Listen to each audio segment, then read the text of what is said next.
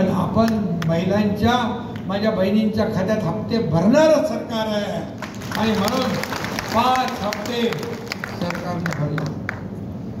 आता लेक लाडकी लखपती केली, तुम्हाला सगळं माहित आहे ना, सगळ्या योजना माहित आहे.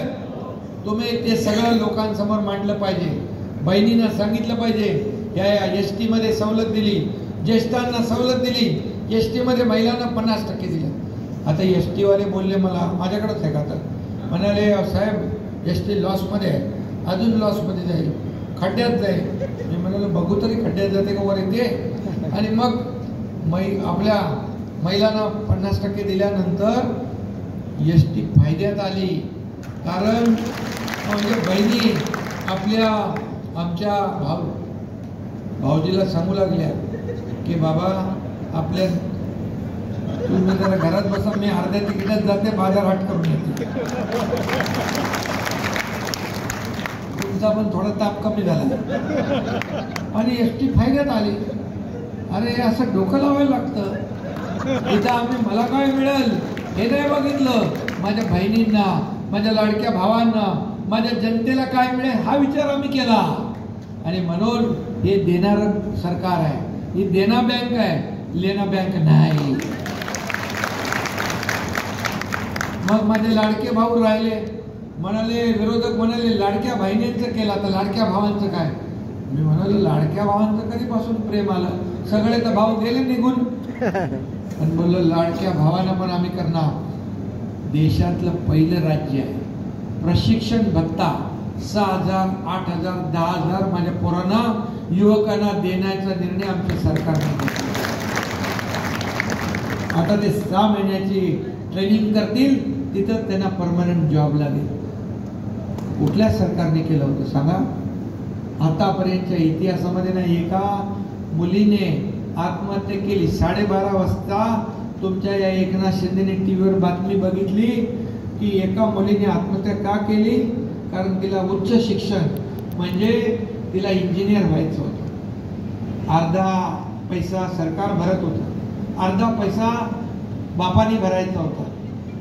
बापावर बोजा नको, बापा भरू शकत नाही, म्हणून त्या पोरीने आत्महत्या केली. मी लगेच चंद्रकांत पाटील आपले उच्च शिक्षण मंत्री त्यांना 1:15 वाजता, 1:15 वाजता मी फोन केला. 1:45 वाजले होते. मी म्हणालो सरकार कशासाठी आहे. माझ्या मुलीबाळी जर आत्महत्या करत असतील तर सरकारचा उपयोग काय. आणि तेव्हाच आम्ही निर्णय घेतला की 100% फी माफ करण्याचा.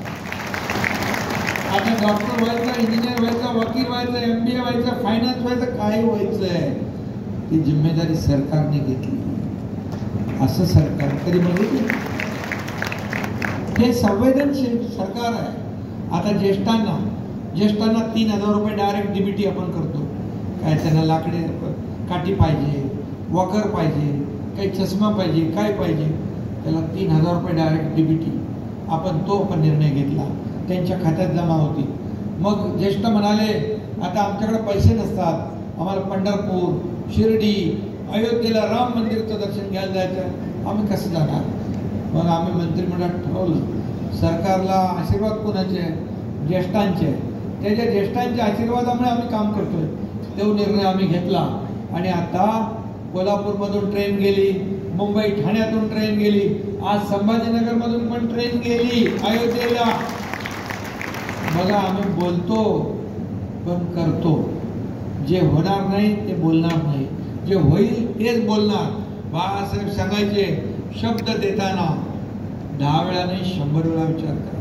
एकदा शब्द दिला दिघे साहेब तेच सांगायचे की मग फिरवायचं नाही. कमिटमेंट म्हणजे कमिटमेंट, हे पाळणारा हा तुमचा. किती योजना केल्या आम्ही, किती योजना. म्हणजे एक कुटुंबामध्ये माझी लाडकी बहीण आली, लाडका भाऊ आला, मुलगी आली छोटी शिकत असेल ती, त्याचबरोबर ज्येष्ठ आले, शेतकरी आले, सगळे आले. मग आता बघा असा निर्णय घेणारा सरकार कधी पाहिलं. एक इकोसिस्टीम बनवली आम्ही. म्हणजे कुठल्या ना कुठल्या योजनेमध्ये माझ्या महाराष्ट्रातल्या जनतेला, कुटुंबाला मिळालं पाहिजे. फक्त माझं कुटुंब माझी जबाबदारी नाही, अख्खं महाराष्ट्र माझं कुटुंब आहे आणि अख्खा महाराष्ट्र जबाबदारी माझी आहे. म्हणून हे सरकार सर्वसामान्यांचं आहे. मी काय म्हणतो, मी लोकांमध्ये जातो, मला लोक म्हणतात चीफ सीएम म्हणजे चीफ मिनिस्टर. मी म्हणालो सीएम म्हणजे कॉमन मॅन, सर्वसामान्यांचा मुख्यमंत्री. का तुम्ही शेतकरी आहात का शेतकऱ्यांच्या पोरांना मुख्यमंत्री होऊ नये असं काय कायदा आहे का? अरे का सोन्याचा चमचा घेऊन जन्माला आलेले नाही आणि पैशाच्या राशीत लोळणाऱ्याने फक्त मुख्यमंत्री झालं पाहिजे अशी काय जागीरदारी आहे? जो गरीबातला एकनाथ शिंदे, गरीब कुटुंबातला परिवारातला, आणि तुम्ही अजून मला अजून हे नव्हतं सरकार पडणार पडणार पडणार. अरे सरकार तर पडलं नाही, सरकार अधिक मजबूत मजबूत मजबूत होत गेलं. आणि आता म्हणजे घटनाबाह्य मुख्यमंत्री, घटनाबाह्य सरकार. अरे झालं की कालावधी पूर्ण होतोय आणि सरकार नुसतं कालावधी पूर्ण नाही करत. तर मला समाधान आहे की प्रकल्प एकीकडे आम्ही पूर्ण केले. परदेशी गुंतवणुकीत महाराष्ट्रात पहिल्या नंबरला आहे, उद्योगामध्ये तिसऱ्या नंबरला होतो महाविकास आघाडीत, आता आपण पहिल्या नंबरला आहे, याचा मला अभिमान आहे. आणि दुसरीकडे एकीकडे प्रकल्प, एकीकडे विकास, दुसरीकडे कल्याणकारी योजना. आता महिलांसाठी 117 योजना आहेत, छोट्या मोठ्या. मगाशी मला जिल्हाधिकारी इकडे आहेत, त्यांनी मगाशी सांगितलं की आतापर्यंतच्या इतिहासामध्ये सगळ्या जिल्ह्यामध्ये संभाजीनगरचा पहिला नंबर आहे, कारण 88% माझ्या महिलांनी त्याचा फायदा घेतला. अरे बाळासाहेब म्हणायचे कार्यकर्ता घरात नाही, लोकांच्या दारात समोर दिसतो. का? कारण लोकांच्या दारात शासन आपल्या दारी आम्ही घेऊन गेलो. शासन आपल्या दारी 5 कोटी लोकांना लाभ दिला. काय योजना पहिल्या नव्हत्या, लाभार्थी नव्हते, लाभ नव्हते, सगळं होतं, पण कटकट करून माणूस सोडून द्यायचा. म्हणून आम्ही शासन आपल्या दारी केला आणि डायरेक्ट थेट लाभ तिथे जाऊन आम्ही देऊ लागलो. त्या सर्व प्रशासनाला देखील मनापासून धन्यवाद देतो. आणि पोलीस पाटील म्हणून तुमचंही योगदान त्याच्यामध्ये मोठं होतं. आणि म्हणून मी आपल्याला एवढंच सांगतो, तुम्ही गाव सांभाळता आणि आता सरकारचे दूत म्हणून तुम्ही काम करताय. सरकार आणि गाव, प्रशासन आणि गावकरी यांच्यातला दुवा तुम्ही आहात. आणि म्हणून मी आपल्याला मनापासून या ठिकाणी धन्यवाद यासाठी देतो की तुम्ही, मी आता बाकी योजना सांगत नाही, तुम्हाला सगळ्या योजना माहीत आहे. त्याची पुस्तिका जी आहे ती आपल्या संभाजीनगरला पालकमंत्री, तुम्ही ती पुस्तिका तयार होते ती द्या. सगळ्या योजनांचा लाभ आपल्या गावकऱ्यांना मिळाला पाहिजे. जो पोलीस पाटील सगळ्या योजनांचा लाभ गावकऱ्यांना देईल त्याचा सन्मान केला जाईल. आणि त्याचं तुमचं काय पुस्तक असतं की नाही, ते लिहायचं काय विजिट बुक. आणि नाही, अरे बाबा चांगलं काम केल्यावर त्याला प्रोत्साहन, भत्ता, इन्सेंटिव्ह, आपण त्याचा सन्मान, गौरव करू.